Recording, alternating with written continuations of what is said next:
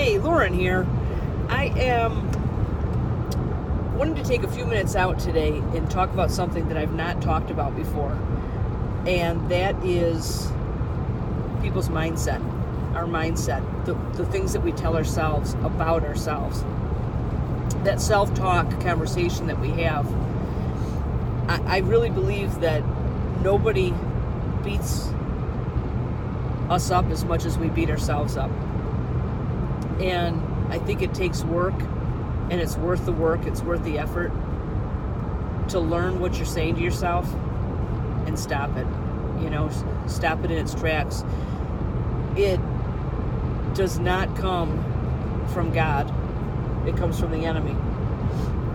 And I know for years I didn't even know I did it. But I would say things to myself in my head that were that they weren't truth. They weren't right. They degraded me.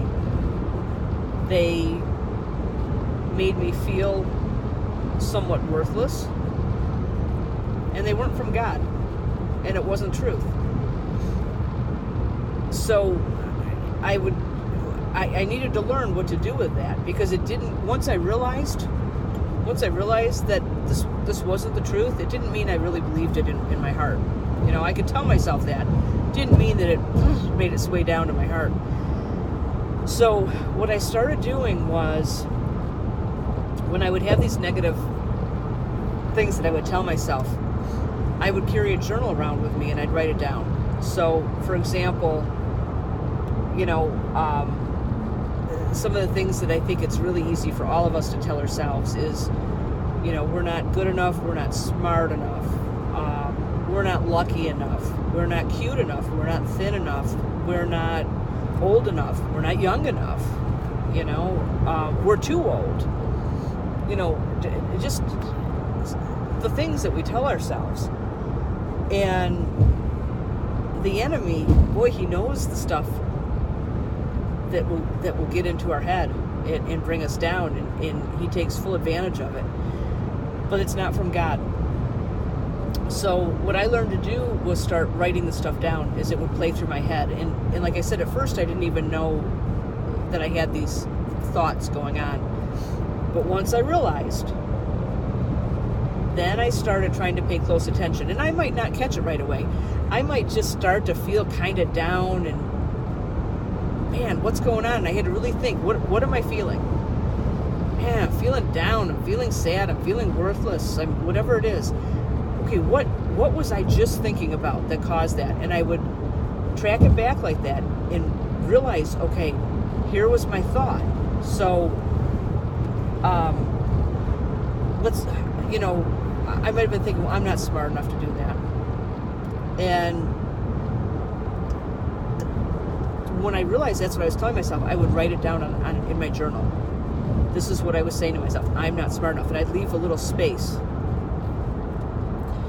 If it was something that I realized I was saying often, that was just playing over and over and over, it was one of those messages that I just continued to tell myself, I would leave a page or two.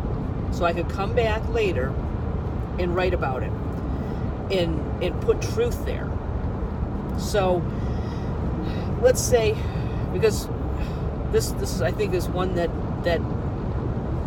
we all tell ourselves, we're not good enough, we're not smart enough. And so I would put that at the top of the page. Well, let's say, okay, I wasn't going to make this about business, but I'm just going to, just for a second, I'm going to pop it in here as an example. So let's say, for years, I wanted to be able to do day trading, and I didn't know how. And I didn't know where to figure out how to do it, if that makes any sense. So I never did it. And I would tell myself, I don't know how to do it. I'm not smart enough. I don't know how to figure it out. I can't figure it out. I don't understand, Well, that's one of the things that drew me to Unify. Now, people that know me well enough and have watched enough of my videos knows that what really drew me to Unify was the Unify Cares project, which is the whole giving back around the world. But another thing was I always wanted to learn how to trade, and I never knew how to quite go about doing it. It always seemed so complicated. And that drew me to Unify, because Unify has small little videos, 3-5 minute videos that I can watch and absorb and learn. And when I go to do something a second time or a third time or a fourth time, until I've done it enough where I'm used to it, I can go back and rewatch the video each time until it becomes second nature to me. Okay, so with all that said, I'm off work now. What I would do is I would write on the top, I'm not smart enough to do this, or I don't know how to do this. Then I could come back later and be a little bit more objective about it and write truth to that. And the truth was, no, it wasn't that I'm not smart enough. Excuse me. I hadn't been educated to do it. So now I just need to become educated, and I can do it. Other things. I'm whatever, too old to do something. I might write that on the page, and then I can come back and write objectively. Yep, you're right, you're too old. Which might be the case with some things. But also, some of the time it's not the case. And you can go back and write, no. I've got years left. I've got, whatever truth is to whatever you're telling yourself. Women especially beat themselves up about their looks. I do. I'm going to be really transparent here. My whole life, at my thinnest, at my not thinnest, I have beat myself up about it. And that's probably my hardest one still, that I have to really keep in check. That it has nothing to do with my weight. My value doesn't come from my weight. My value comes from being a child of God, and that God created me, and that's where my value's in. But it's, we each have our thing. And so what I'm suggesting you do for yourself is try to start noticing the things you say to yourself. A lot of the things are subconscious. You don't even know you're saying it to yourself. So what I would suggest, what I did years ago, was I had to start pinpointing, what am I feeling? All of a sudden I'd feel like it was good 1 minute and I was feeling a little down. Okay, why am I down all of a sudden? What happened? And I'd have to think, what was I just saying to myself? What was I just thinking? If I thought hard enough, I started to be able to recall what the thought was. And that's the thought I would write down on the paper. So it started out with understanding when my feelings would change, starting to recognize that and go, man, I'm feeling a little cruddy. What's that about? And then I would recall the thought and write it on a piece of paper. Eventually, you find out it's kind of the same thoughts. There's the same ones that we replay over and over and over again. And if you can get a grip on that, if you can get a hold of that and figure out what you're telling yourself, then you can objectively come back on that paper and leave yourself room to do it.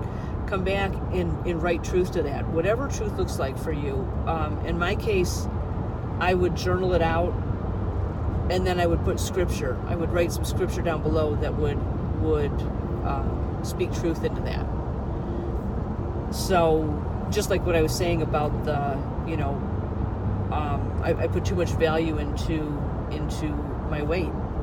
And I had to come back and say, no, it's not about that. It's truth is that I'm a child of God. And I'm valuable because of that. Nothing else. That's it. So I hope that helps. Again, what I would do is try to notice the feeling.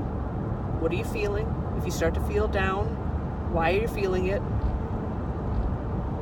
In the beginning, you're not going to know why. Start trying to think, okay, what was I thinking? Where was my thoughts just then?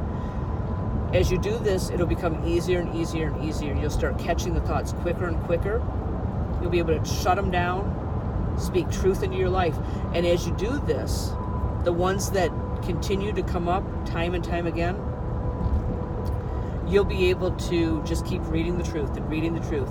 And eventually, that truth will become the new thought. So, I hope you're having a wonderful day. I am traveling between Fort Wayne, Indiana, which is where we're staying right now for my husband's work, and Tennessee, which is where I live. And I just crossed into the Tennessee border. Woohoo! Almost home. And I'm coming home for the weekend, and Tuesday I'll be driving back, so maybe we'll talk Tuesday as well. But I hope you are having an amazing day, and God bless. You are worth it. You're an amazing, amazing person. Remember that.